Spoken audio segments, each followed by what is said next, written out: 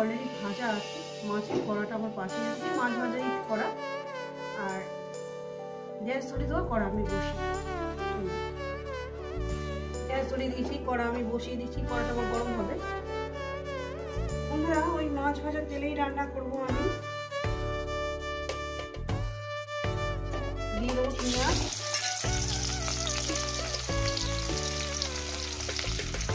পেঁয়াজটাকে আমি সুন্দর করে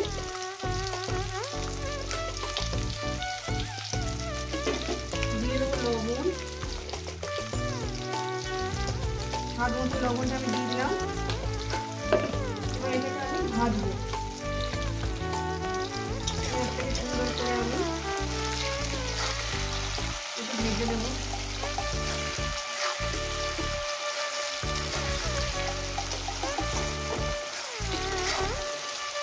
এই রেসিপিটা কিন্তু পুরোটাই দেখবেন, আশা করি আপনাদের ভীষণই ভালো লাগবে। তো বন্ধুরা পেঁয়াজটাকে আমি ভেজে নিয়েছি, এরপর দিয়ে দেবো এই আদা রসুন কাঁচা লঙ্কাটা।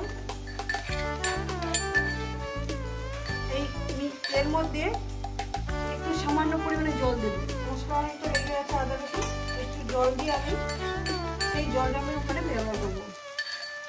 এখন দেবো না, সেটা পরে দেবো, পরে দেবো। আগে মশলাটাকে আমি 2 মিনিট, রসুন আছে, আদা আছে, রসুন আছে, 2 মিনিট একটু ভেজে নেব মিডিয়াম গ্যাসে। রেসিপিটা আপনাদের কেমন লাগছে অবশ্যই কিন্তু বলবেন। জিরে গুঁড়ো দেবো না, পুরো সামান্য একটু হলুদ গুঁড়ো দেবো এখানে।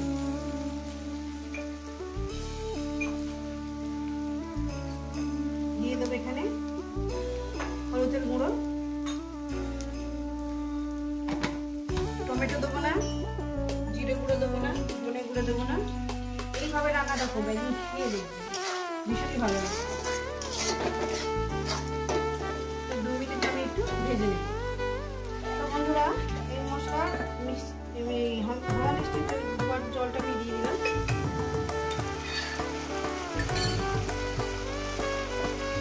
এবার এটাকে আমি কষতে থাকবো, জল দিয়ে দিচ্ছি অল্প করে, যেহেতু মশলাটা আমার পুড়ে যাবে না। এবার আস্তে আস্তে এবার কষতে থাকবো, আরো 2-3 মিনিট, যতক্ষণ না একটা মশলা থেকে একটা ভাজা ভাজা একটা কষা কষা গন্ধ বেরোচ্ছে। বন্ধুরা দেখতেই পাচ্ছেন মশলাটা কত সুন্দর করে কষিয়ে নিয়েছি। গ্যাসটাকে আমি মিডিয়ামের থেকে লো করে দিয়েছি, দিয়ে মশলাটা কষাচ্ছি। আর অন্য কোনো মশলা দেবো না, একটু ধনে পাতা আবার ভালো হতো, কারণ আমরা এখানে সেই ফুলতলা বাড়িতে চলে এসেছি, আর আমরা তালাতলায় নেই, যেহেতু কাছাকাছি। এখানে ধনে পাতা দাম শুনে কেউ নিতে চায় না, সত্যিকারের কথা।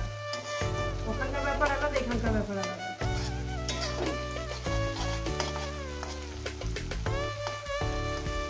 কষিয়ে নেব।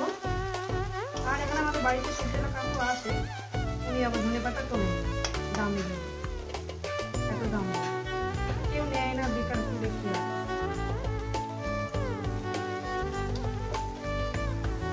হাতে কাছে ধনে পাতা দেখে একটু ধনে পাতা দিবেন। জিরে গুঁড়ো, ধনে গুঁড়ো, টমেটো দেওয়ার কোনো প্রয়োজন নেই, যদি টমেটো ভালো লাগে তো দেবেন। কষানোটা আমার হয়ে গেছে, দিয়ে দেবো একদম ফুটন্ত জল।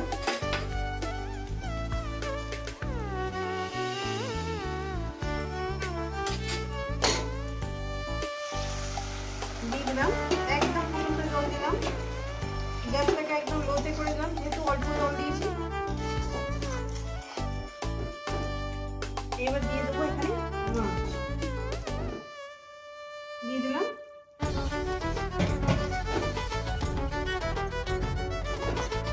মাছটাকে দিয়ে আমি এখানে আরো 5 মিনিট 6 মিনিট এটাকে একদম লোতে দিয়ে রান্নাটা করবো।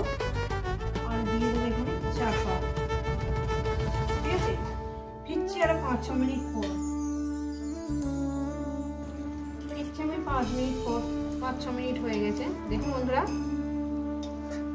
কালারটা হয়তো অন্য রান্নার মতন হয়তো লাল গ্যারে গ্যারে এরকম নয়, কাঁচা লঙ্কা দিয়ে রান্নাটা করেছি, কিন্তু স্বাদে খুব সুন্দর, খেতে খুব সুন্দর, এত সুন্দর মানে সেন্ট বেরিয়েছে